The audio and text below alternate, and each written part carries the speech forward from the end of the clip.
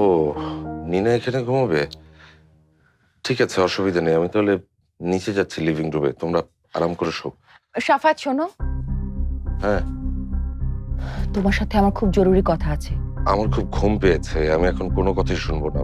যা বলার কাল সকালে বলো। কথাগুলো এখনই বলা জরুরি সাফায়েত। কি কথা?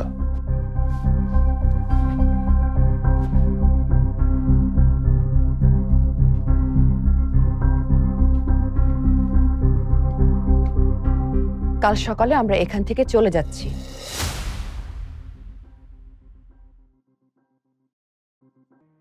এটাই তোমার জরুরি কথা?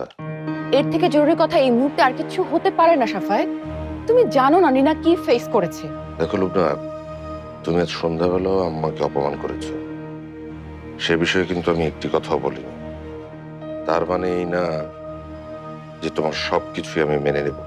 তাছাড়া নিনা তো এখানে বেশি এনজয় করছে, সো হিউস্টনে রকিং টেস্টি, সীমানা ছাড়াও নিজেকে হারাও। এখান থেকে কেউ কোথাও যাবে না। এ বিষয়ে আমি আর একটি কথাও শুনতে চাই না, কেমন? চলে যেতে কেন যাচ্ছি সেটা শুনলে তুমি নিজেই আমি খুব ক্লান্ত, আমি এখন ঘুমাবো। হ্যাঁ,